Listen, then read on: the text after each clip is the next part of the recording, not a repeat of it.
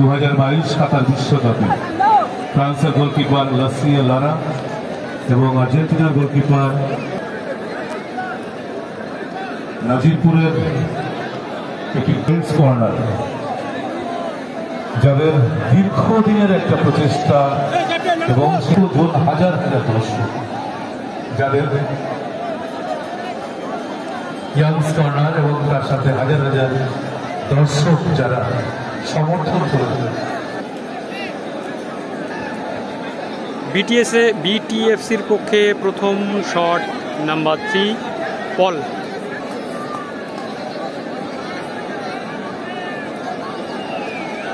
সুপ্রিয় দর্শক বন্ধু, আপনারা দেখছেন 15ই আগস্ট নাজিরপুর ফুটবল ময়দানে অনুষ্ঠিত নাজিরপুর নকআউট ফুটবল টুর্নামেন্ট।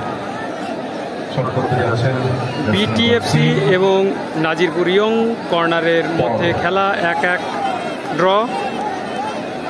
খেলার পরবর্তী অংশ টাইব্রেকার। সেই টাইব্রেকারের প্রথম শট বিটিএফসি নাম্বার 3 পল।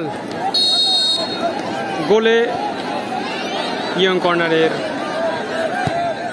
খুব সুন্দর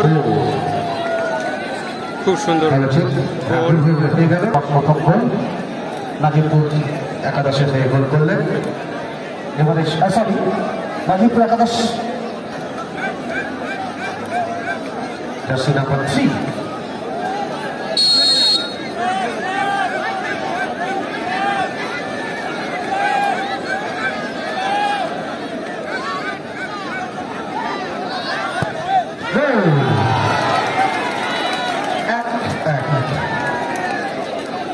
একটি করে শট উভয় দলই করেছে এবং উভয় দলই একটি করে গোল করেছে। বিটিএফসির পক্ষে দ্বিতীয় shot number 5 Ranjit. Score line 1-1। দেখা যাক রণজিৎ। খুব সুন্দর রণজিৎ তার দলকে 2-1 গোলে এগিয়ে রাখলেন। ইয়ং কর্নারের পক্ষে দ্বিতীয় শট নিতে আসছে সুদীপ দেবনাথ।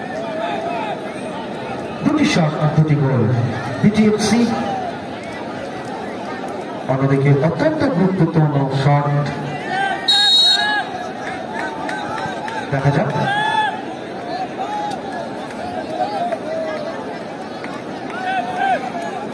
এটা অবশ্যই একটা ভাইটাল শট।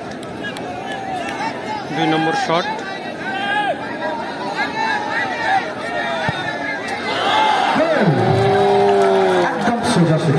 গোলকিপার কিন্তু শেষ অবধি অপেক্ষা করেছিলেন, কিন্তু সত্যিই পাওয়ার থাকার কারণে বলটি ঢুকে গেল। এখন দেখার বিটিএফসির পক্ষে 3 নম্বর শট কে নিতে আসে। জার্সি নাম্বার 4 বিটিএফসির পক্ষে সঞ্জু, জার্সি নাম্বার 4 বিটিএফসির পক্ষে 3 নম্বর শট।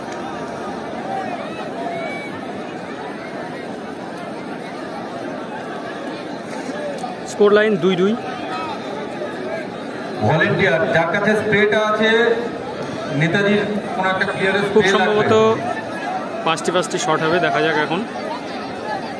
আপনারা দেখতে থাকুন, চোখ রাখুন দা কোলাজের পর্দায়। চলছে টান টাইব্রেকার।